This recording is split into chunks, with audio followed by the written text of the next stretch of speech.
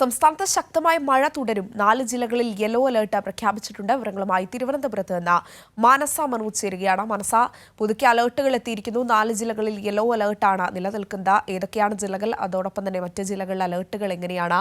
സംസ്ഥാനത്ത് അടുത്ത 5 ദിവസം മഴ തുടരാനുള്ള സാധ്യതയാണല്ലേ പ്രവചിക്കപ്പെടുന്നത്? തീർച്ചയായും അഞ്ജന സൂചിപ്പിച്ചതുപോലെ തന്നെ സംസ്ഥാനത്ത് കനത്ത മഴയ്ക്ക് നേരിയ ശമനം ഉണ്ടായെങ്കിലും വടക്കൻ ജില്ലകളിൽ ശക്തമായ മഴ തുടരുമെന്ന് തന്നെയാണ് കേന്ദ്ര കാലാവസ്ഥാ വകുപ്പ് അറിയിക്കുന്നത്. വരുന്ന 5 ദിവസം ഇത്തരത്തിൽ വടക്കൻ മേഖലകളിലാണ് മഴ ശക്തമാവുക.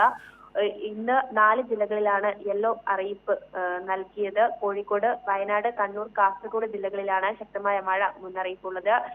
നിലവിൽ ഈ മഹാരാഷ്ട്ര തീരം മുതൽ മധ്യ കേരള തീരം വരെ ന്യൂനമർദ്ദ പാത്തി നിലനിൽക്കുന്നുണ്ട്. അതിന്റെ സ്വാധീന ഫലമായാണ് സംസ്ഥാനത്ത് ഇങ്ങനെ ശക്തമായ മഴ തുടരുന്നത് എന്നാണ് കാലാവസ്ഥാ വകുപ്പ് അറിയിക്കുന്നത്. ഒപ്പം ഇടിമിന്നലോട് കൂടിയ മഴയും ശക്തമായ കാറ്റിനും സാധ്യതയുണ്ട്. മണിക്കൂറിൽ 40 കിലോമീറ്റർ വരെ വേഗതയിൽ വീശിയേക്കാവുന്ന കാറ്റിനാണ് സാധ്യത.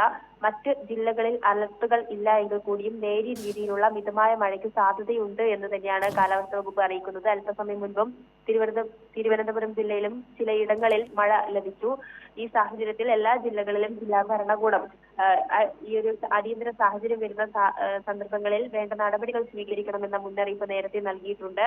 ഏതായാലും നിലവിൽ മലയോര മേഖലകളിലേക്കുള്ള രാത്രി യാത്രയ്ക്ക് വിലക്കുണ്ട്. ഒപ്പം തന്നെ കർണാടക, ലക്ഷദ്വീപ് തീരങ്ങളിൽ മത്സ്യബന്ധനം നടത്തരുത് എന്നും അറിയിച്ചിട്ടുണ്ട്. ഒപ്പം മലയോര മേഖലകളിലും തീരദേശ മേഖലകളിലും അതീവ ജാഗ്രത പാലിക്കണമെന്നും അറിയിച്ചിട്ടുണ്ട്.